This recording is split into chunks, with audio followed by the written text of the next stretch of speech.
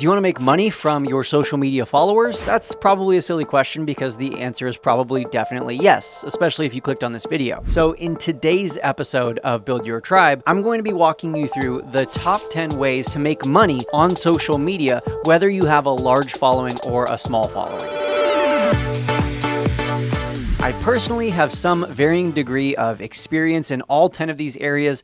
Some of them I've actually done myself. Some of these I've done myself and I'm still doing myself to this day. And many of them I have coached people who are in these industries. I'm going to be giving you these top 10 in reverse order, and they're going to be in reverse order in terms of my opinion of what's best. Not just which income source is going to make you the most money, but I'm also going to be considering things like how much time is it going to take you to create? How much effort are you going to be required to put in? What's the longevity of this strategy heading into the future? What's the security, or on the other side, the vulnerabilities of implementing this income stream? And I highly encourage you to listen to this episode all the way from start to finish, even if you're tested to jump ahead to see what number one is, or if one of these things is something that you've already heard of, or maybe even already tried out for yourself.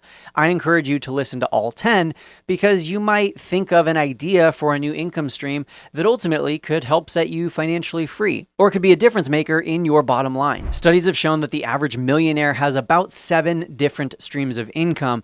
And when I'm asked, how do you build multiple streams of income? The answer is actually surprisingly simple and not that complex, and it's one at a time. You don't build multiple streams of successful income all at once. That would be impossible. It's impossible to juggle all of those balls. Instead, you pick one stream of income. And I really just believe that you should pick. I don't believe that there is necessarily one like golden ticket to becoming financially free or one special kind of income that's just like way better than the rest. I definitely, I'm going through this top 10. There will definitely be some that I believe are better than others.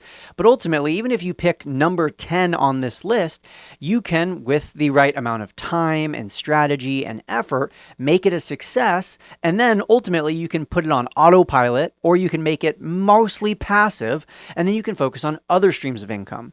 That's another factor that I'm going to consider in this top 10 is how passive can you make this stream of income?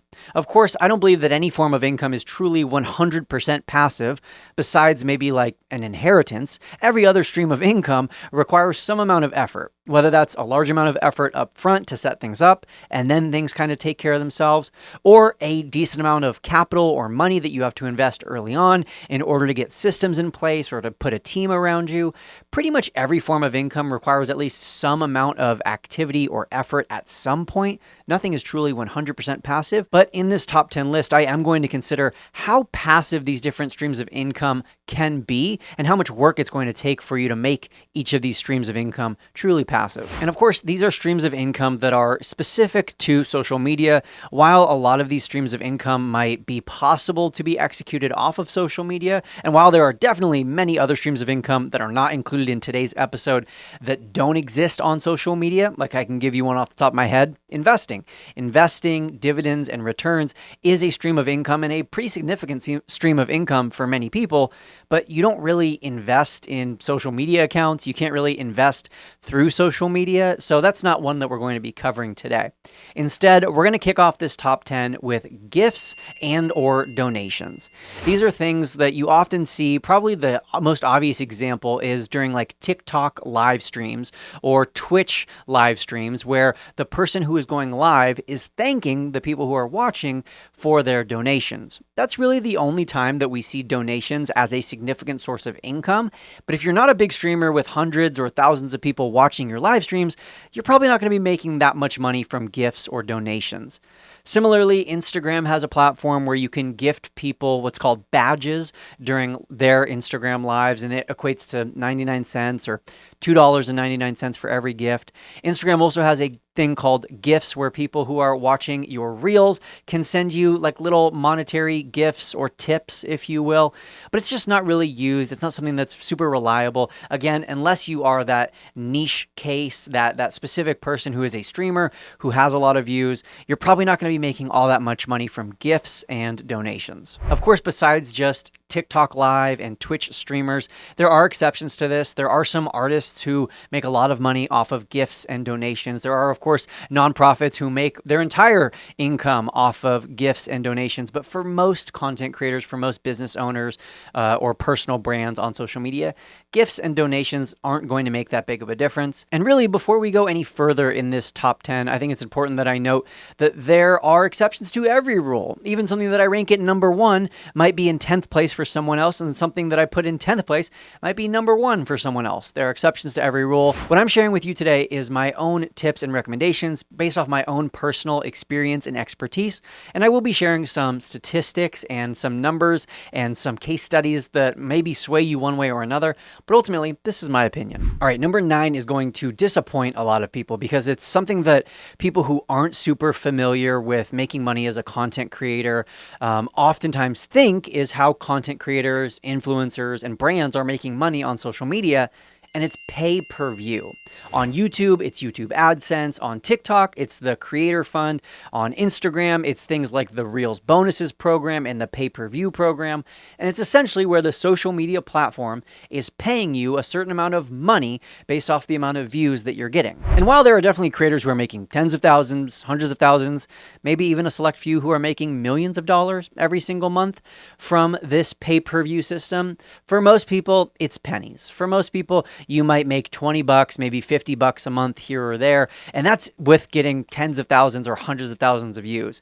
Unless you're getting consistently millions upon millions of views, you're not going to get paid all that much by the social networks. I will say YouTube seems to be the best in this category. They seem to be the platform that pays the most and that pays the most consistently. And I think that's because really they are paying a percentage of their revenue, and they're very transparent about how much they're paying out each year.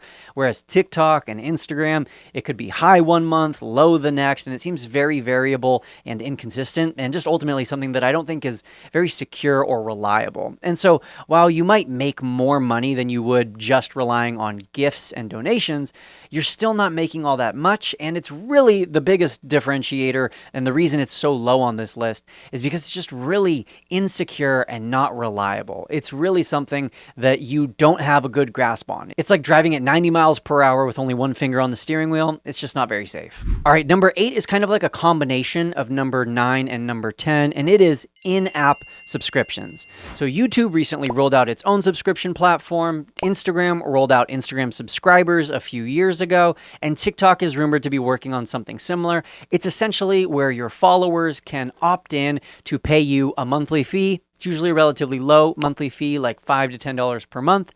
And for that monthly fee, they might unlock exclusive benefits, special content, bonus perks, things like that.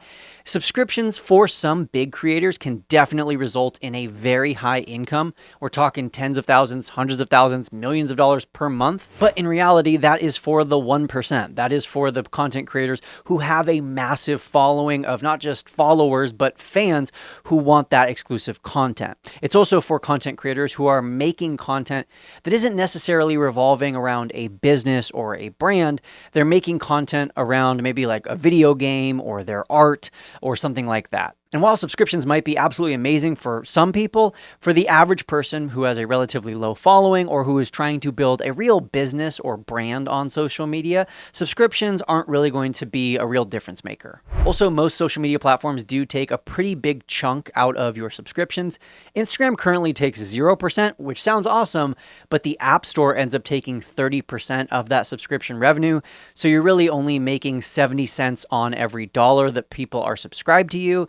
So again, it's something that can be really effective if you have a large audience, but it takes a lot of time to build a large subscriber base, and it's really only for specific niches. All right, number 7, in my opinion, is selling physical products. Now, of course, there is a wide variety of what I could mean by physical products. We could be talking about something as small as like a pack of stickers, or something as big as like home, like we think of like real estate agents on Instagram or on TikTok. Ultimately, what we've seen is that physical products, let's talk first and foremost about the products that that you are actually creating yourself, it takes a lot of time, a lot of energy, and oftentimes a lot of money to create and to formulate and to package and to warehouse and to ship your physical products.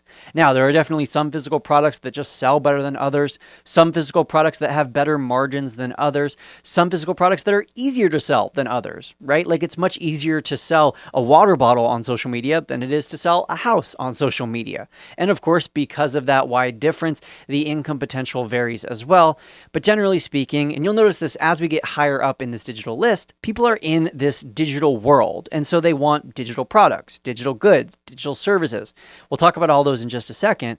And so oftentimes getting people to want physical things while they're shopping in a digital world can be a little bit more challenging. Again, not impossible, definitely not the case for all people. People definitely buy things that are of the physical world all day on social media. But when it comes to actually selling as a brand, building a following around a physical product, it can be more challenging than, say, building a following around a digital product. Number 6 is something on the list that might anger some people. It might anger you that I'm lumping these two things together, but it is network marketing and master resale rights. Now, let me say this about both of these two things. When done wrong, they can be very scammy, very sleazy, very inauthentic, bad business, and they can take advantage of people.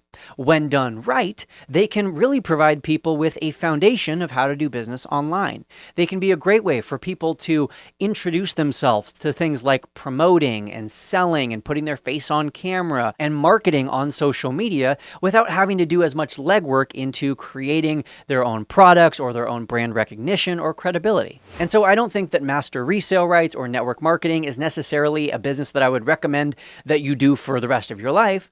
I do think that if you're in the short term and you need maybe a kickstart or a leg up, or you need to just learn the skills of what it's like to do business on social media, these can be great entryways, great gateways to learn more about those strategies and kind of practice without having to do all the work of creating your own products. That's really what these two things boil down to, and why I've lumped them together is that in both network marketing and master resale rights, you are ultimately selling something that someone else has created. You're kind of like a salesperson in a way, and so you also will be paid based off what you can sell.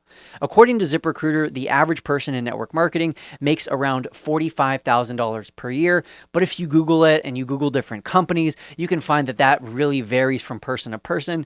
And that average of $45,000 per year includes the top 1% who is making tens of millions, and it includes the vast majority who aren't making all that much. I also think that neither network marketing nor master resale rights is necessarily the most secure or stable long-term business plan, simply because you're putting a lot of the control of your own business in someone else's hands. There are so many examples of network marketing companies shutting down without really letting any of their people in the company know ahead of time.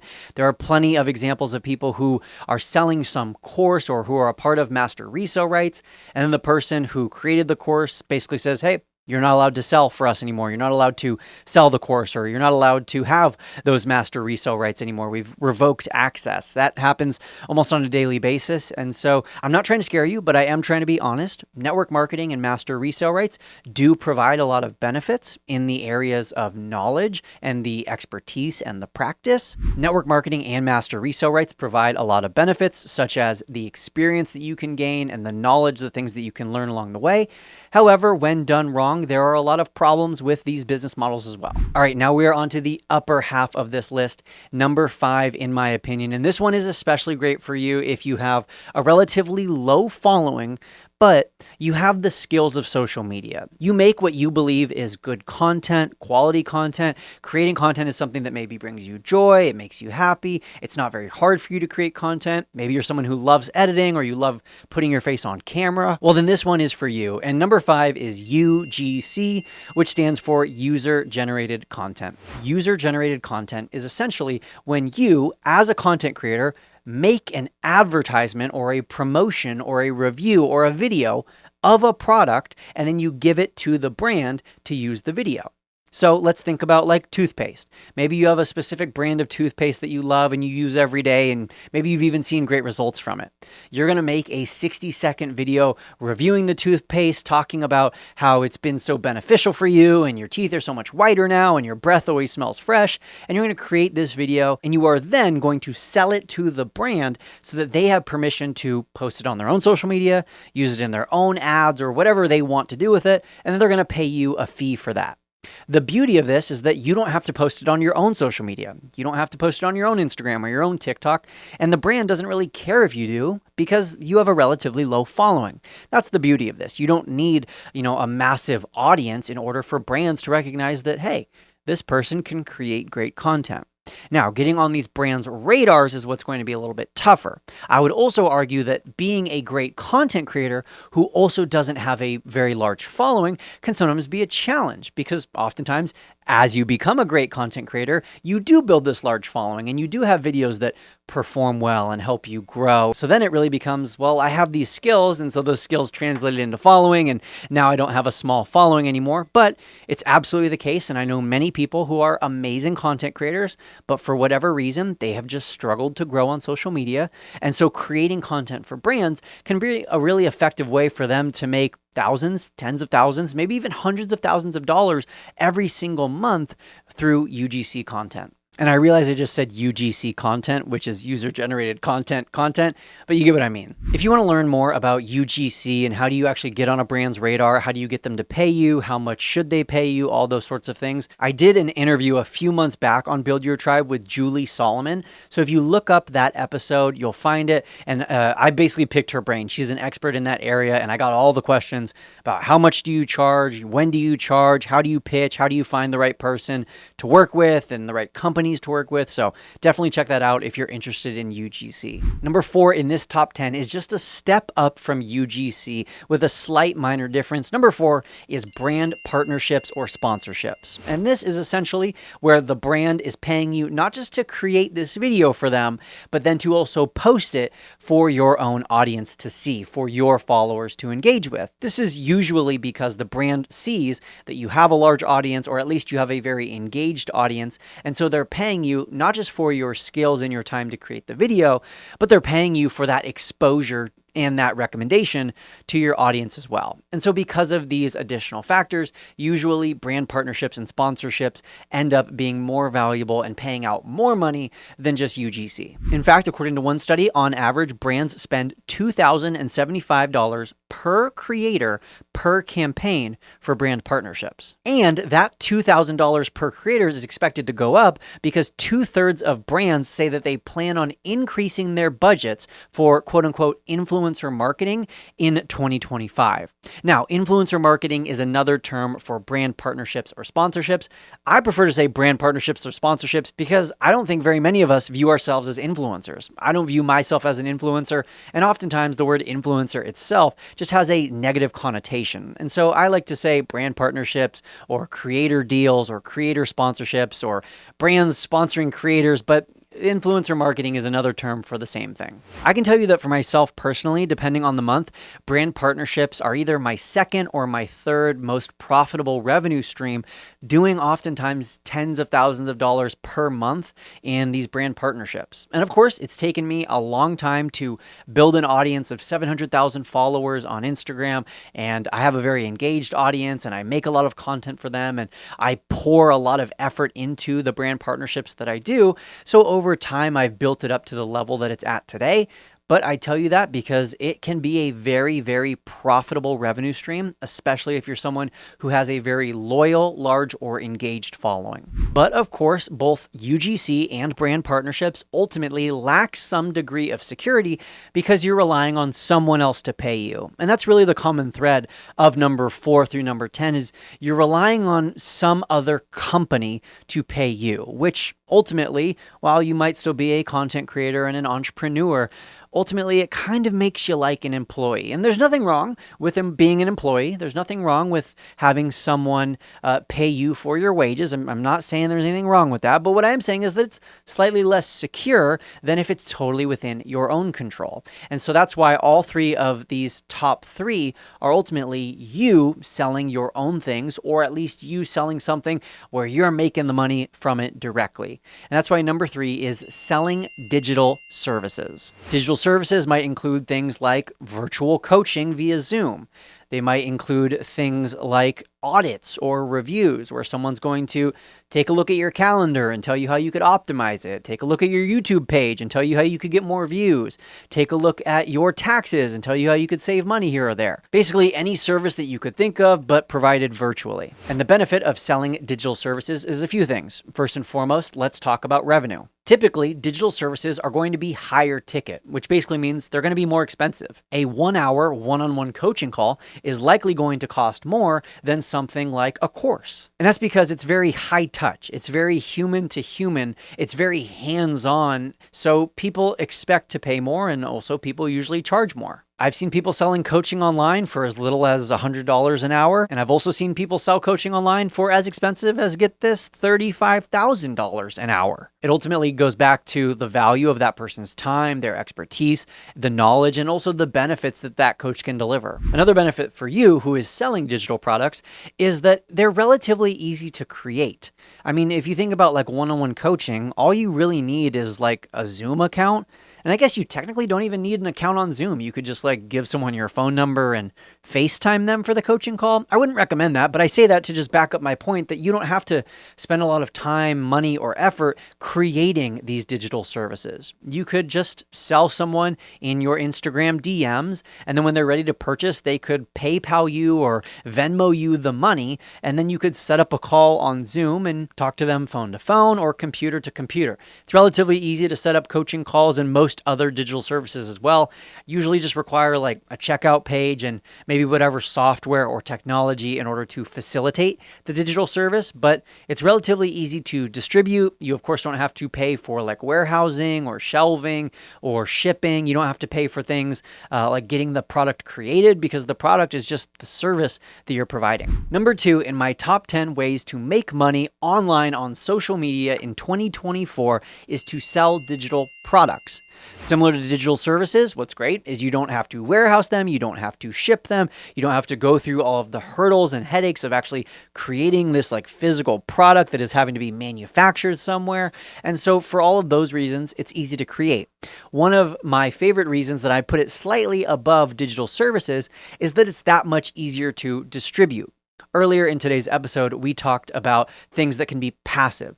And I truly believe that digital products are the most passive of any kind of thing that you can sell, any sort of product that you can sell, or any real income stream that you can create online. And that's because digital products can be easily duplicated.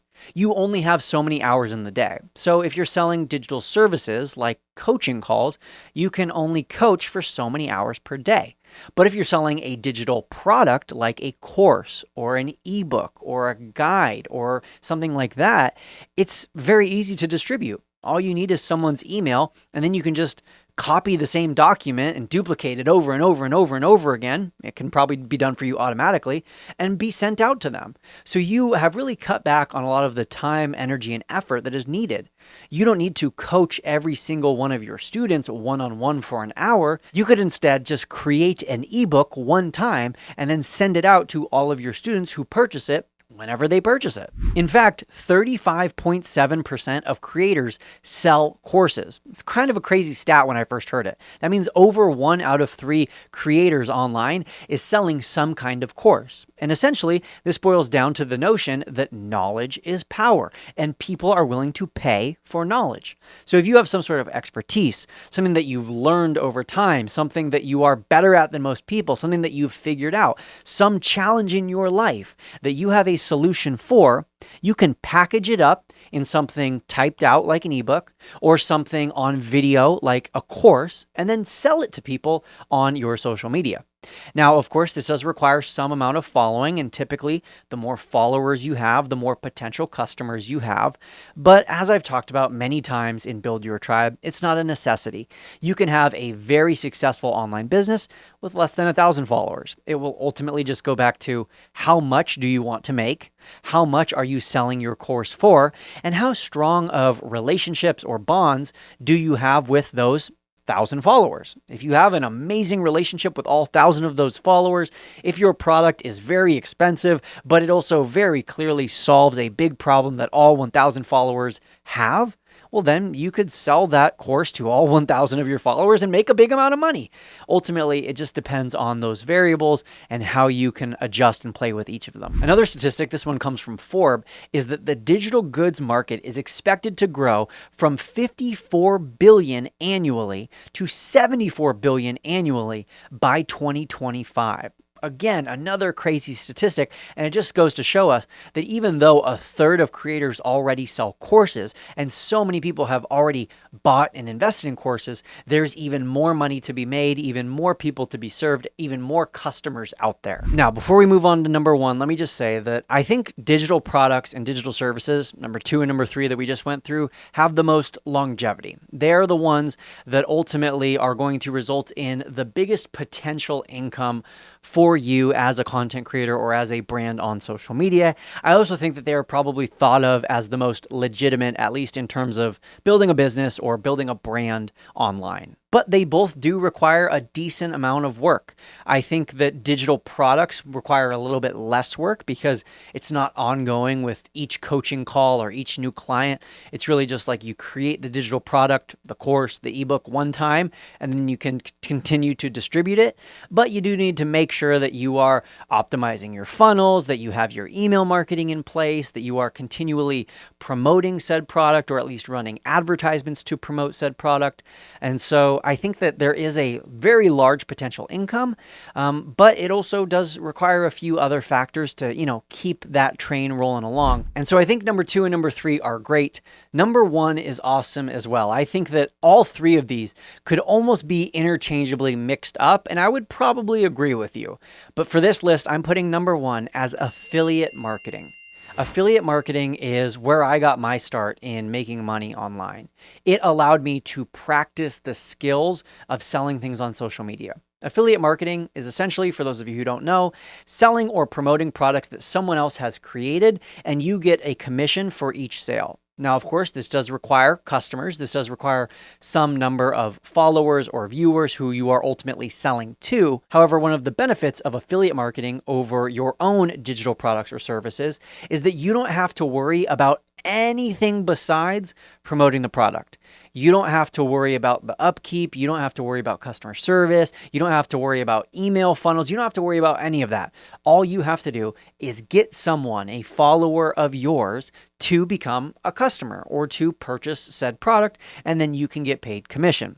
High ticket affiliate marketing is a specific type of affiliate marketing where you are promoting expensive products. And those expensive products with a relatively high commission, 30 or 40%, can yield hundreds of dollars for each payout, sometimes even thousands of dollars for each payout. And that's why the affiliate marketing industry as a whole is worth $17 billion, and it's growing at 10% year over year. Also, the average affiliate marketer makes $8,038 per month from affiliate marketing. And one of my favorite things about affiliate marketing is that unlike brand partnerships or even UGC, you don't need a very large following at all. You don't even need to be that great of a content creator. You just need a following that truly cares about you, that truly knows you, a tribe, if you will, a group of people who has all bought into a collective idea, or a group of followers who is more than just followers, they're a group of fans. And one of the biggest arguments that I can make for affiliate marketing is that we are all, in a way, affiliate marketers just without getting paid. And I say this because we're all recommending things to our friends and family all the time.